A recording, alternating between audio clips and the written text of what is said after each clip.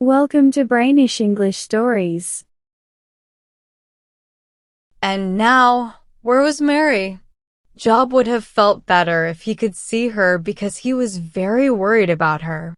Many times that long night, he blamed her and himself, her for being stubborn, and himself for being weak and giving in when she insisted on following and finding Will.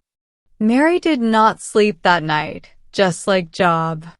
But she was in a safe house with kind, though rough people.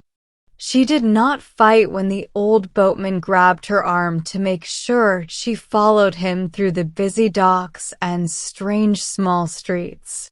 She followed him quietly, hardly thinking about where she was going and feeling relieved that someone else was making decisions for her. He took her to an old, very small house that looked like it belonged in the countryside, even though it was in the middle of a busy street.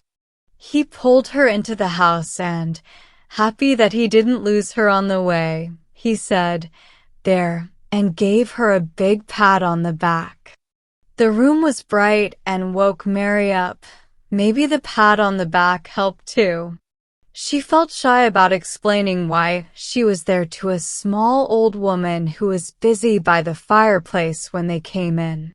The boatman didn't explain anything. He just sat in his chair, chewing tobacco and looking at Mary with a happy and proud face, as if she was his prize, and also daring her to leave.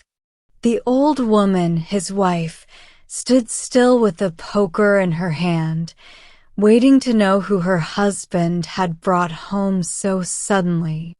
As she stared in surprise, Mary's cheek turned red, then white. Her eyes went blurry, and she grabbed the dresser for support in the hot, spinning room, then fell to the floor. Both the man and his wife quickly helped Mary. They lifted her up, but she was still unconscious. The man held her up on one knee while his wife went to get some cold, fresh water. She threw the water on Mary, making her gasp, but her eyes stayed closed and her face was very pale. "Who is she, Ben?" asked the woman as she rubbed Mary's limp hands. "How should I know?" her husband answered roughly.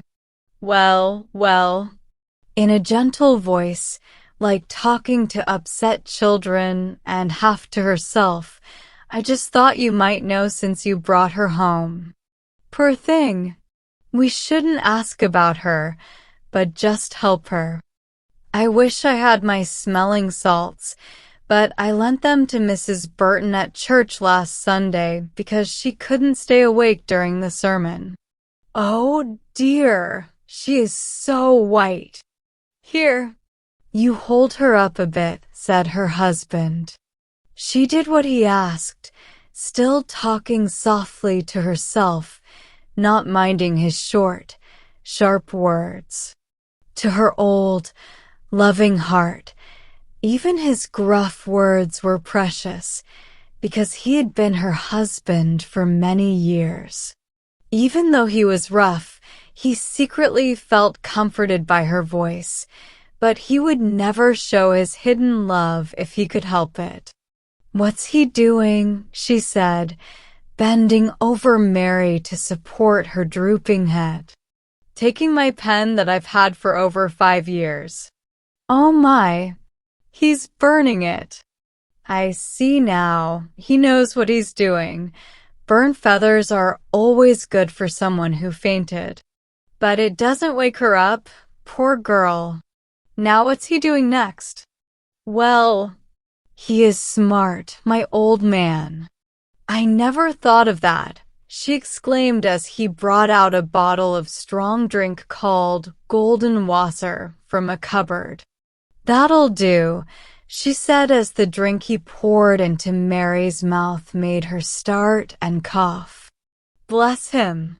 It's just like him to be so caring and thoughtful." "Not at all," he growled, Feeling relieved as Mary's color came back, her eyes opened, and she looked around sensibly. Not at all. I was never such a fool before. His wife helped Mary to stand up and placed her in a chair. All's right now, young woman? Asked the boatman, worried. Yes, sir, and thank you. I don't really know how to thank you, Mary said softly. Forget about your thanks. He shook himself, took his pipe, and went out without another word, leaving his wife very puzzled about who Mary was. Mary watched the boatman leave, then turned her sad eyes to the face of her hostess. She tried weakly to stand up, thinking she should leave, though she didn't know where to go. No. Whoever you are, you're not well enough to go out into the street. Maybe lowering her voice a bit, you're a bad one. I almost think so, because you're so pretty. Well, it's the bad ones who have broken hearts, for sure. Good people never get completely down. They always have hope in the Lord. It's the sinful who bear the worst grief in their broken hearts. Poor souls. We should pity and help them the most. She won't leave the house tonight, no matter who she is. Even if she's the worst woman in Liverpool, she won't leave. I wish I knew where the old man found her. Mary listened weakly to this talk and tried to explain in broken sentences. I'm not a bad one, Mrs. Really. Your husband took me out to sea after a ship that had sailed. There was a man in it who might save a life at the trial tomorrow. The captain wouldn't let him come, but he says he'll come back in the pilot boat. She started crying as she thought about her fading hopes, and the old woman tried to comfort her, starting with her usual. Well, he'll come back, I'm sure. I know he will. So keep your heart up. Don't worry about it. He's sure to be back. Oh, I'm afraid.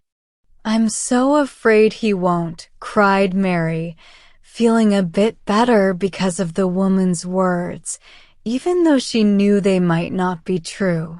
Still talking half to herself and half to Mary, the old woman made some tea and urged Mary to eat and refresh herself. But Mary shook her head at the offered food and only drank a cup of tea eagerly. The strong drink had made her feel very hot, and every sense was painfully clear, while her head ached terribly. She didn't like speaking because she felt like she couldn't control her words. She used completely different words from what she meant. So she stayed quiet while Mrs. Sturgis, that was the hostess's name, kept talking, put away the tea things, and moved around a lot, which made Mary's dizziness worse. She felt like she should leave for the night and go. But where? Soon, the old man came back, angrier and grumpier than before. He kicked aside the dry shoes his wife had prepared for him and grumbled at everything she said. Mary thought this was because he found her still there and gathered her strength to try to leave the house. But she was wrong. After a while, he said, looking right into the fire, as if talking to it, "Wind's against them." "Oh, is it?" said his wife, who knew him well and knew that his grumpiness came from some hidden worry. "Well, the wind often changes at night. There's time before morning. I bet it has changed since you looked." She looked out of their small window at a weather vane nearby, shining in the moonlight. Being a sailor's wife, she quickly saw that the wind was still unfavorable. She sighed and went back into the room, trying to think of another way to comfort Mary. "Is there no one else who can prove what you need at the trial tomorrow?" she asked. "No one," answered Mary. "And you have no clue who the real guilty person is if the other one is not?" Mary did not answer, but started trembling all over. Mr. Sturgis saw this. "Don't bother her with your questions," he said to his wife. "She needs to go to bed. She's shivering from the sea air. I'll check the wind and the weather vane again. The tide will help when it changes." Mary went upstairs, thanking and blessing those who took in the stranger. Mrs. Sturgis led her into a little room that smelled of the sea and foreign places. There was a small bed for one son who was going to China, and a hammock above it for another son who was now in the Baltic Sea. The sheets looked like they were made from sailcloth, but were fresh and clean. On the wall were two rough drawings of ships with names written underneath. The mother looked at them and her eyes filled with tears, but she wiped them away with the back of her hand. In a cheerful tone, she assured Mary the bed was well aired. "I cannot sleep, thank you." "I will sit here, if you please," said Mary, sinking down on the window seat. "Come now," said Mrs. Sturgis. "My husband told me to see you to bed, and I must." "What's the use of watching? A watched pot never boils, and I see you are watching that weather vane. I try never to look at it, or I could do nothing else. My heart often feels sick when the wind rises, but I turn away and work and try not to think about the wind." "Let me stay up a little," pleaded Mary, as her hostess seemed determined to get her to bed. Her looks won her plea. "Well, I suppose I must. I will hear about it downstairs, I know. He'll be worried until you are in bed, I know, so you must be quiet if you are set on staying up." Quietly and silently, Mary watched the unchanging weather vane through the night. She sat on the little window seat, holding back the curtain that shaded the room from the bright moonlight outside. Her head rested against the corner of the window frame, her eyes burning and stiff from staring. The rosy morning light came up on the horizon, casting a red glow into the room. It was the morning of the trial day.